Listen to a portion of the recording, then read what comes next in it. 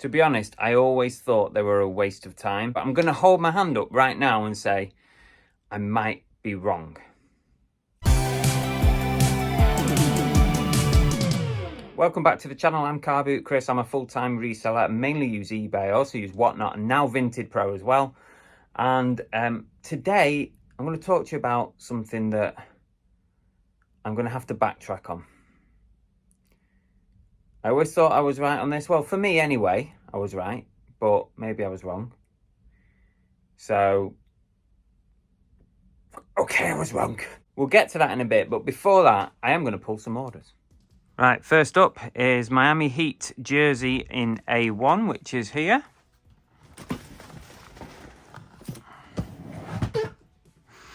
Oh, let's see. Straight there. Yeah, there it is. Miami Heat. Let me just check it's the right one, because I have had a few of these. Miami Heat. James 6 on the back. Yep, looks to me to be good. Size medium. Okay. A10, it's a super dry cagoule. There's A10. Oh, let's put A1 back. Oh, A1A, Beachfront Avenue. It's probably that one. Check it over. I think it definitely is. There's a super dry. Oh, by the way, the thingamajig, Miami Heat sold for $43.99 plus postage. Superdry's gone for £15 plus postage. And we've got also A16 for an Adidas windbreaker top. Oh, a lot of t-shirts there. Adidas windbreaker, it could be this one. Looks like that because it's got the yellow stripes. What's this one gone for? Well, it's a size XL. Yeah, it's that one. That one sold for 20 quid. What else we got? A20 for Disney Pride bag. Let's have a look.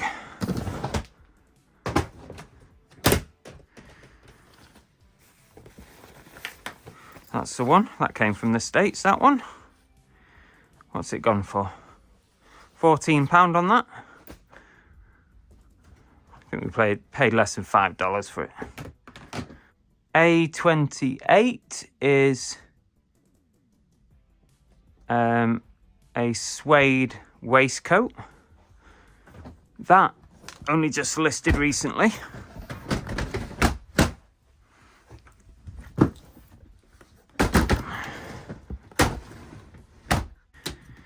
It's in here somewhere. It should be pretty easy to spot. I remember putting it in here. There it is, right at the bottom. Weird sort of vintage thing. That has gone for £27 on an offer. A30 is a police windbreaker jacket. That's a newly listed one as well. That's gone for £40. This was actually a jacket I was going to keep for myself. Decided to sod it and sell it. A30 for a police jacket.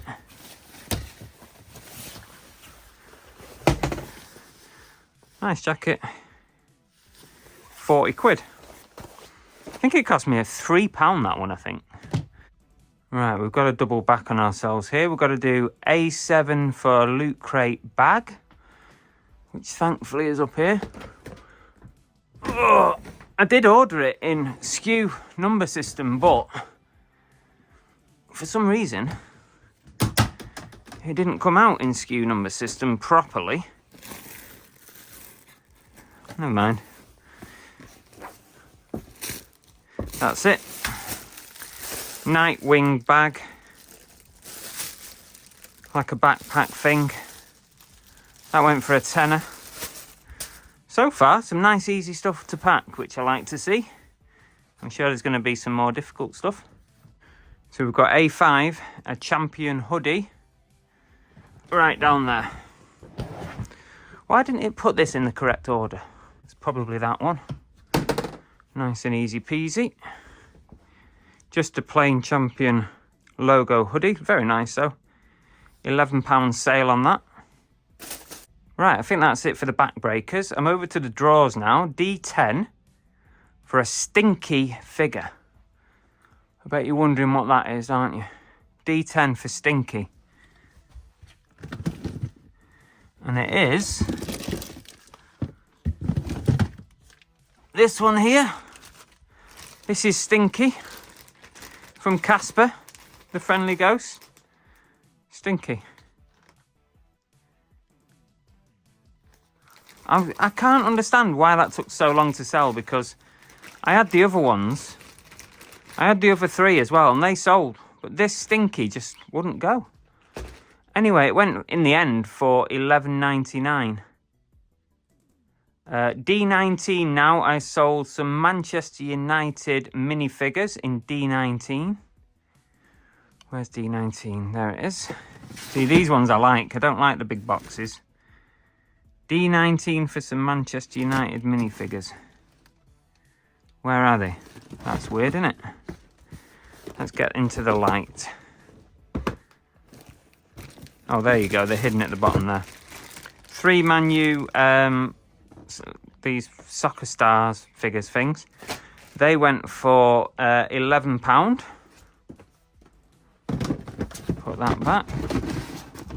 Pogs. Pogs. These are in D34. There's 1 sealed and 1 opened on D34. So there we go. I think that's it. Just those. That one's the opened one. That's the sealed one, obviously. And they have sold for £23.99 for a sealed and an open pack. I just want to make sure there's nothing that's come out of the pack. Looks good to me. Right, we've got a pair of shoes, some Clark's Bodkin Beach slip-on. And they're on the shoe shelf. I can see them there, right down there. Very nice indeed, like patent sort of shoes. Right, brand new those. $26.99. Oh, I've sold a nice Nintendo 64 bundle, which is here. This has been up for about 2 weeks or so. And I priced it at $79.99. Tested and working. And it had 3 games with it. 3 games with the N64. The games weren't like anything to write home about. They were just bundle games. So, yeah, that's gone for $79.99. Which is all right, isn't it? That was part of the big gaming haul thing that I bought recently. True Heart Bear sold for 30 quid. And it's going to be here somewhere. Can you see it before me? True Heart Bear. Give me a shout. There it is. In a nice pop protector. True Heart Bear Chase Edition. That is sold for 30 quid. I've also sold a Tubbs Star Trek Scotty for £14.39. That was probably on a sale or an offer. They're there. Got 2 more of these. Anyone wants one? Limited edition Tubbs Scotty. £14.39 sale on that one. We've got some more trainers. Adidas Terex. They're on the trainer shelf. $15.99 sale. They look like walking shoes.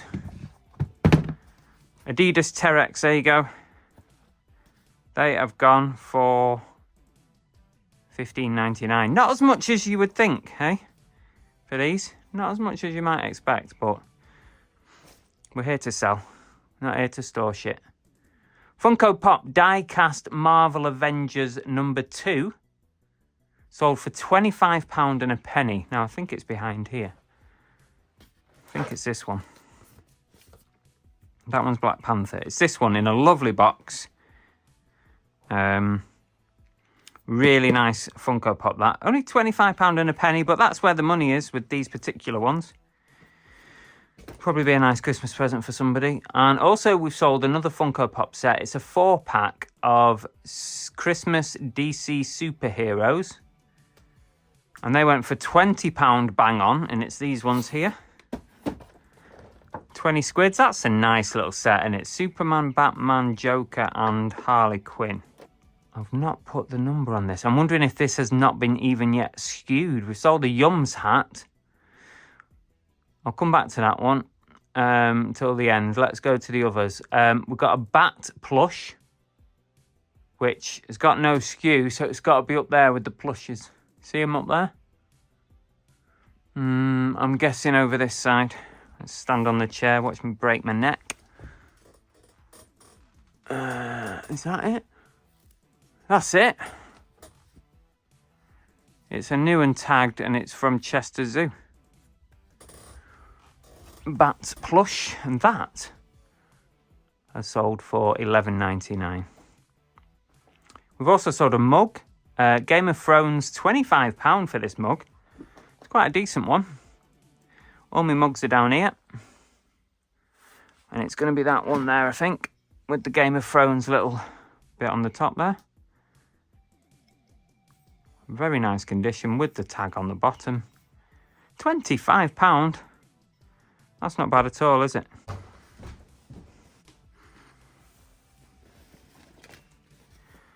Please be here. That's the one, I think. That's it. I only listed it a couple of days ago, so it's not actually gone back into stock yet. And the hat sold for £17. Someone sent me an offer pretty quick on that one. Must be a decent hat. So that's 21 orders pulled. It's Sunday afternoon. So there'll probably be some more orders to come overnight before Monday morning post. But I do have one more lot of stuff to get to pack. So I've also sold 6 bundles of clothing. Private sales. So now, these are pretty heavy. There's over 30 items in each bundle here. So as you can imagine, these have got some weight on them. Probably going to cost me a fair bit to send, but it's all part of the deal. Private sale, all that lot's going out as well. Thank you to those who purchased. And like that, the packaging is done. Okay, so orders picked. Now, what am I going on about when I say that I was actually wrong about something? Who am I kidding? Don't do this. You don't need to. I think I might have been wrong about markdown sales. Historically, I've said it a lot on lives and on videos that markdown sales have never really seemed to work for me. And I think that's because I might have been doing them wrong. In the sense that I've kind of run markdown sales at a pretty low percentage. And I've also run them for quite a long period of time. And those two things might not have been the best, might not get the best results. I've been watching a few YouTube videos, believe it or not, and I've learned a few things about markdown sales that I didn't realise before. And what I found was some really solid advice, and it worked an absolute treat, because I'm going to show you the graph of what happened when I put this into practice. So here's how it was going last week. You can see those 3 or 4 days where it's pretty quiet at the start of the week. Then I put my plan into action, markdown sale with specific parameters, and look at the difference. It absolutely went through the roof. And people weren't just buying the markdown stuff, they were buying full price stuff as well. Let's go through exactly what I did and why I did it. So here's what I decided to do. I did a 3-day markdown sale, and I did a 20% off, and I selected as much as I could in my store that was eligible for the markdown, because not everything is always eligible. It depends if you've done reductions in price, changes and all this business. So I think it worked out about half my store went on markdown sale, 20% off. Now, the reason I went for markdown instead of coupon, and this is a bit of a no-brainer to be honest with you, you should always choose markdowns over coupons, and here's why. The first thing is, using a coupon, you're making your customer go through extra steps to find that discount code. Okay, yes, granted, sometimes it's there ready to just click and apply, but not everybody sees it, believe it or not. The second thing is eBay actually promote or give higher value or ranking to listings that have a markdown promotion on. So straight away, you've got a slight advantage on the coupons. The other thing is using a markdown, you get that lovely red stripe going through the old price. Here's the new price. It's much cheaper than that. Now's your time to get it cheaper. Plus, when you do a markdown, you have that limited time urgency. Now, having a 3-day yes, that is free. A 3-day markdown means that you ain't got much time to grab your bargain before that price goes back up again to normal price. So all those things are reasons why you should probably use markdown sales way, way, way over and above coupons. So I hear you say, why bother using coupons at all then? Well, I think coupons might be useful if you want to send out a specific offer to a specific group of people. Like when you send out your newsletters or your offers to previous buyers, previous watchers, likers of your shop, you can send a private offer to those. That might be where coupons come into their own. Personally, I've never really found coupons to be that good. But remember, I did say that about markdown sales, and here I am saying that actually I was wrong. Markdown sales can be good. I've proved it this week if you do it the right way. That is my take on markdown sales. Now that I understand them better than probably what I did before, use them in the right way. It might be a good tool, and I'm definitely going to try this again and see if it repeats again. Not too soon, but maybe next time I have a little quiet period, bang, I'm going to go 3 days, 20% off, markdown. It's going to be better than a coupon, 100% better than a coupon. In fact, 5 times better than a coupon based on those parameters that I said earlier. It's got to be better than a coupon. So that's it. Oh, hang on a minute. We got a text on the hotline. Here we go. And it says, I've seen your video from last year where you bought a bale from Vintage Wholesale Supply. Would you say there's much profit to be made? I've just started reselling and it seems like I can sell clothes quicker than any other items. Well, thank you for your message. I'm not sure who you are, but let's try and answer that question. So yes, I've ordered a lot of wholesale clothing or wholesale vintage clothing in the past, and I'm still doing it now despite my better judgment.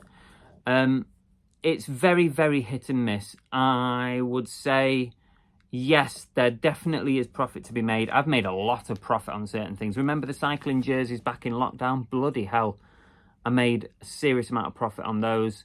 I've made good profit on sports jerseys, but they are one of the more expensive things to buy from vintage wholesalers. Even the leather jackets, remember those? The crumpled, squished leather jackets that I was shocked at. Even those, I have made serious profit on them in the end. They took a lot of effort, but yeah, there is profit in them. But there's a big but when you're buying from vintage wholesale. You've got to be so careful. You've got to make sure you got the cash flow. Don't use your last penny to buy from one of these wholesalers, because your last penny might be an absolute dud. Only do it if you're willing to take that bit of a gamble. And I am sort of willing to take a bit of a gamble.